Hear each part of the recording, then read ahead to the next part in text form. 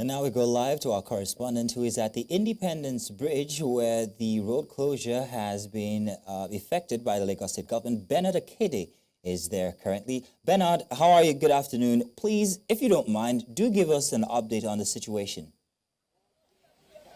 Well, Mazino, there is an update of the situation, and an interesting one, I might add. Now, just like you heard in that particular clip, the governor mentioned, the governor said, well, I asked the governor in the last interview what he thought about the directive of the Honorable Minister of Works, that's David Umahi, where Minister Umahi said that this bridge where we're standing on should be open immediately to traffic. Now, the belief is that he didn't understand or didn't realize that the bridge had been dug already, and so opening it to traffic would be practically impossible immediately. And then the governor did speak to that, saying, well, they are the ones on the ground. It's not about playing the blame game, but what needs to be done needs to be done. Well, a few hours from then, the Honorable Minister did arrive from Abuja here himself. He just spoke to the press and he's gone. And guess what? The minister has overturned what the governor said earlier. Now, the minister, after he spoke to us, the minister said that he's going to be here in Lagos, monitoring the works at this bridge, and he would ensure that in the next 3 days, that's between today and Sunday, that this gully, which has been dug already to address the issue of this part of the bridge, will be filled up with sharp sand and other materials to ensure that this place will once again be open for traffic temporarily for 2 weeks. I'll take that again. The minister has overturned what the governor said earlier, and he has stated that this gully will be filled within the next 3 days temporarily, so that this bridge will be open for traffic for yet another 2 weeks. Now, I asked the minister as well that the governor stated earlier that this bridge will be shut for 2 months, pending when work will commence and conclude, before it will then be open for traffic. And I asked if he intends to have some temporary works done here in the next 2 weeks. Will the closure period still remain 2 months? Well, he didn't give a definite answer to that. He only said that we would look and see what exactly will happen within these 2 weeks of temporary reopening of the bridge. So that's the interesting thing that's happened. Now, the minister also did say that before such information goes out to the public, it should get to him first. Before the permanent secretary puts out information concerning works like these, that those information to get to him first. He was not aware of this kind of information that was put out to the public, and that in further cases that there could be sanctions. Well, we wait to see if there will be any sanctions meted out to the person or persons who put out the information about the closure of the bridge pending when the repair of this independent bridge will take place. Well, what we know now is that the closure of this bridge that was supposed to be, or that is for a good cause, led to a lot of traffic yesterday, pulled the attention of the minister all the way from Abuja to Lagos, and he has overturned what the governor said earlier today. So it's looking like the drama concerning the Independence Bridge may still continue.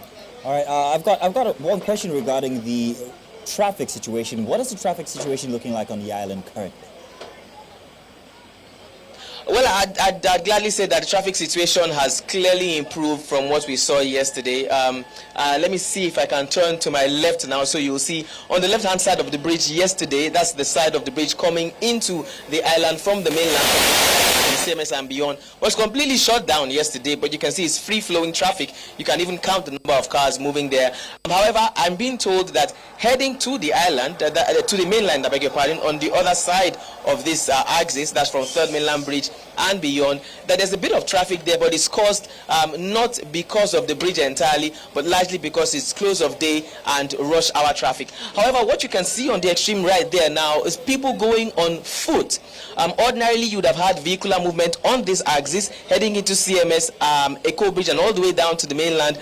But what is happening now is that vehicles cannot come this way anymore. So people who work and live around this area heading down to the mainland have to make some kind of journey on foot via this bypass until they get further down, where they can eventually join buses that are parked there waiting to pick up passengers.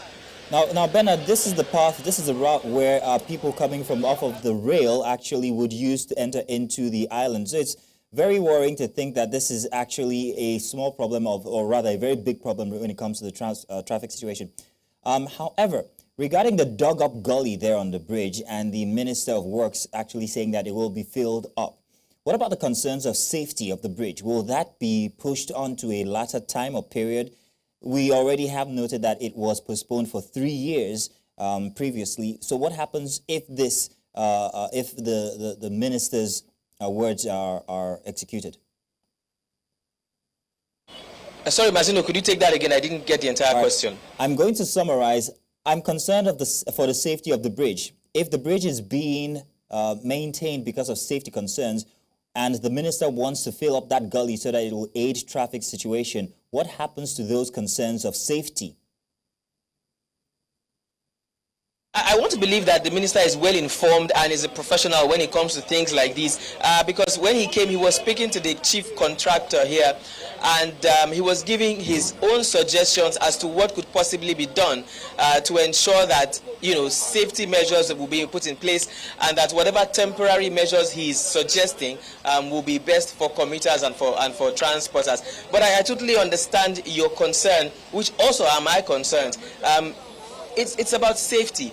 If this bridge eventually, or this gully eventually, is filled up within 3 days and then open to traffic for 2 weeks, will it be safe enough for the kind of traffic inflow and outflow that we see between Lagos Island and Lagos mainland for 2 weeks? I mean, I'd like you to take a close look at this gully that has been dug already. I mean, it is scary, to be honest, but well, the experts have spoken, I want to believe, and if they say it is a go, if they say that filling it up within 3 days can give it the strength of 2 weeks, then who are we to doubt what they have said? Well, Bernard, you're not an engineer, neither am I, but we'll wait and see, and we hope for the best. Thank you very much, Bernard.